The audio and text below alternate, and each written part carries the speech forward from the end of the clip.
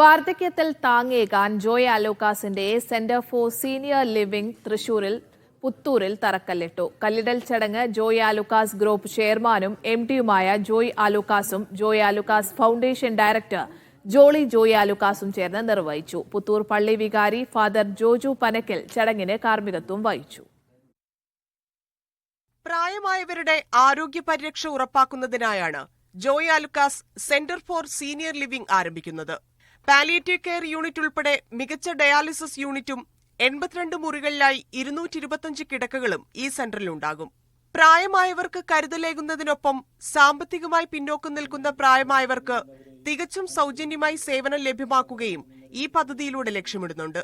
മനസ്സിൽ എനിക്ക് തോന്നിയത് ഇവിടെയുള്ള പ്രായമുള്ള ആളുകൾക്ക്, അതേപോലെ തന്നെ തീരെ പൈസ ഇല്ലാതെ ബുദ്ധിമുട്ടുന്നവർക്ക് വേണ്ടി ഒരു ക്ലിനിക്ക് നടത്തണം, ഒരു ഹോസ്പിറ്റല്. അപ്പം ജീവിച്ചിരിക്കുന്നിടത്തോളം കാലം അവരെ വേദനിച്ച് ജീവിക്കുന്നവർക്ക് വേണ്ടിയിട്ട് ഒരു സ്ഥാപനം നടത്തുന്ന ആഗ്രഹം ഉണ്ടായിരുന്നു. എപ്പോഴെങ്കിലും അവിടെ പോയി ഒന്ന് കാണാനോ അവരോ വല്ല ബ്ലാക്ക് ഹോസ്റ്റ് വരുമ്പോൾ ഒന്ന് പോയി പങ്കെടുക്കാനൊക്കെ എനിക്ക് സാധിക്കുമല്ലോ, സ്വന്തം സ്ഥാപനമാകുമ്പോൾ.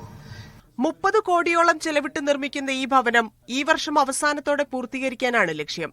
കേരളം, തമിഴ്നാട്, ആന്ധ്രാപ്രദേശ്, കർണാടക, തെലങ്കാന എന്നീ സംസ്ഥാനങ്ങളിലായി 10ഓളം സെന്ററുകളാണ് നിർമ്മിക്കാൻ പദ്ധതിയിടുന്നത്. പുത്തൂരിലെ സെന്റർ പൂർത്തിയാകുന്നതോടെ പ്രദേശവാസികളായ 100-ലധികം ആളുകൾക്ക് തൊഴിലവസരം ലഭിക്കുമെന്നും ജോയ് ആലുക്കാസ് ചടങ്ങിൽ പറഞ്ഞു. മീഡിയ 1 തൃശൂർ.